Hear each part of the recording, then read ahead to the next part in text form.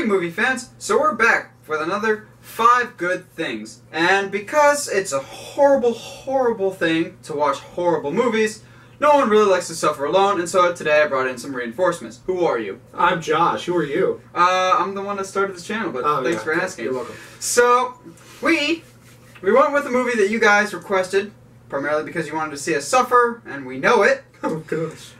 The Happening, starring Mark Wahlberg, directed by everyone's favorite M. Night Shyamalan. Shyamalan. Oh, I got that. Good job. Yeah, so, believe it or not, there are actually 5 good things in The Happening, and boy, did we really have to dig. It was hard. Oh gosh, it was torture, really. See, it really but was. I had an interesting perspective though, because I had never seen this movie before. Ah, okay. This was the first time I had not seen it before. This is the first time you're exposed to the toxin that is The Happening. So, toxin. the toxin. Yeah. The toxin.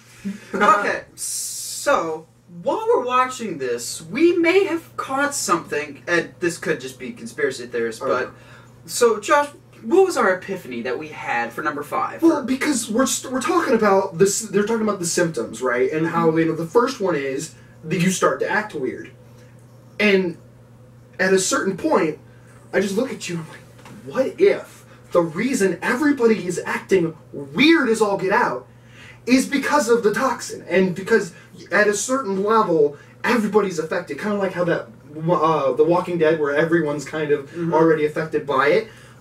So like, what if the reason why everyone's acting weird is because everyone at some level is affected by this toxin, which is kind of, it was not completely solidified at the end when everybody kind of like acts normal. It's still a Shyamalan movie, but they act more normal. So what we're basically saying is, yeah, the acting in The Happening is just atrocious. It's some of the worst acting we've ever seen. But it may have actually been done on purpose to establish a form of tone, which we'll get to later, and it really just made you think, maybe this is done on purpose. It, without a doubt, it's awful. Still some of the worst acting we've ever seen, and it's just terrible. It's awful. But it might have had a rhyme and reason for why it was there to begin with, and we're not trying to come up with excuses for this film. Lord, no. No, we're ready to bag on this all day. It's that bad. But what if this could just be us throwing ideas out there, but what if this horrible acting was done on purpose, and Mark Wahlberg really just was stuck in a bad situation? Yeah. So at number 4, we had the soundtrack, which, believe it or not, we didn't really think that would be a big positive, but it ended up being. The soundtrack was composed by James Newton Howard, who did the soundtrack for The Dark Knight, which is still one of my favorite soundtracks. That was just spot on. So wonderful. Good. It really made it just, like, creepy. When it did. When actors opened their mouths, it made it less creepy, but what? No! Oh, that's 5 bad things. But the score actually was very creepy and unsettling, and it set this really unnatural tone that really, really helped the movie, I thought, in a film that desperately needed it. Everything about this movie was kind of creepy, minus the acting, in some aspects. Yeah, it was hit or miss in that regard. Now, what do we have for number 3? Well, number 3 actually plays off of your previous point with the soundtrack. There are moments in which the music is setting that tone really, really well. You're like, I'm very uncomfortable right now.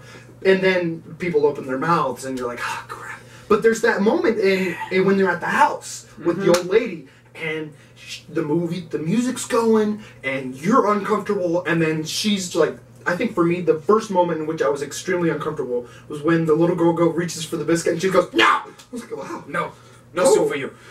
No soup for you. Yeah, this old lady was just, wow. Like, Shyamalan knows how to cast old ladies. If you saw The Visit, the whole creepy grandparents there, but this lady was really off her rocker, and then you couldn't, when you first meet this character, you didn't know if she was infected or not, actually, if she was just bored creepy, or if she was already a little loopy when we first meet her, or if she was already infected before, and that was why she was insane. It really didn't tell you, and made her character just really unsettling, and made for more or less a standout character in a movie that had no standout characters. Oh, and it was weird though, because you don't, like you said, you don't know what to think of her at first. Yeah. Because like right off the bat, your first thing is, Marky Mark rings that bell, and you're just like, okay, and then you hear a voice, and you're like, oh, there's someone else here. And then she says, I suppose you're gonna want some of my lemon drink. And there's all these awkward pauses, and you're like, I'm uncomfortable. Something's gonna go down. Something's not right here. The whole movie is a whole lot of not right. You're like, yeah, this is off. Especially when he rings the bell and goes, that's what we used to call a retriever, and no dog comes. Yeah.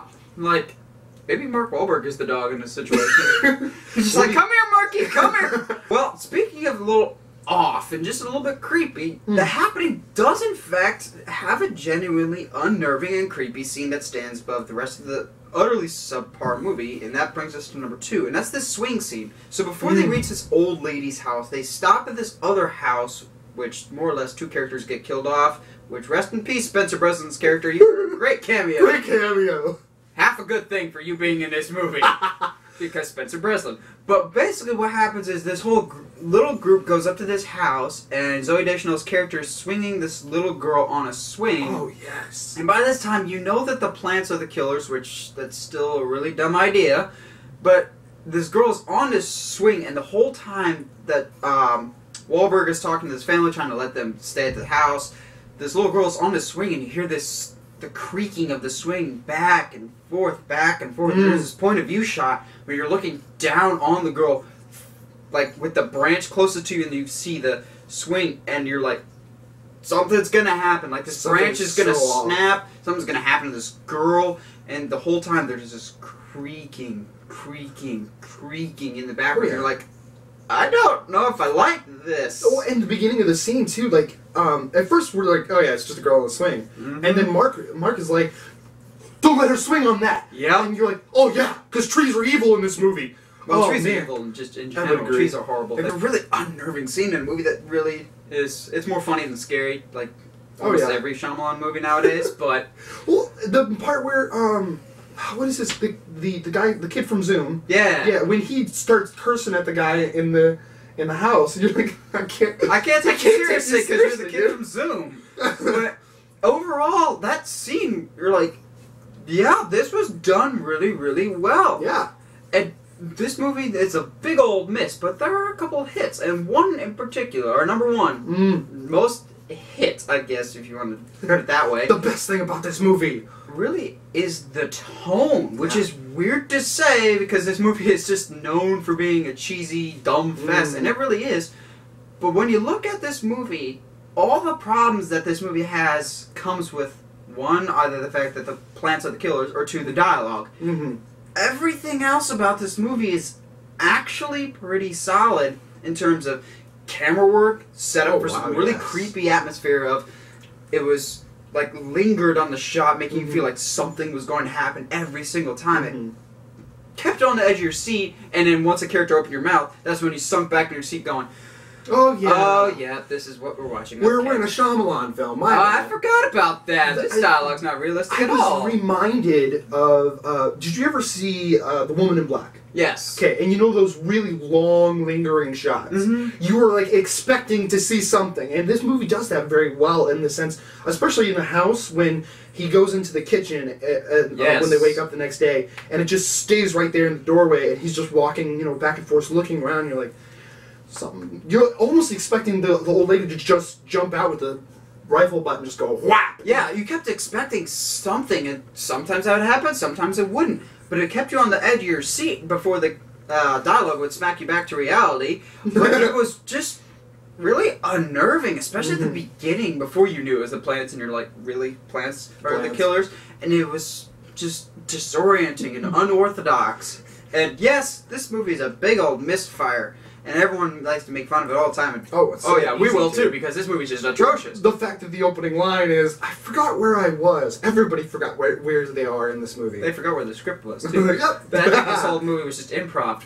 But everyone likes to make fun of this movie, and rightly so. But I think a lot of people often overlook that if this movie did not have dialogue, it would be pretty creepy. It would it'd be different. I would almost go dare to say that if you had M. Night Shyamalan as like a camera coordinator for the shots and stuff like that, I feel like, and had somebody else direct and write the script. Maybe like the Coen brothers.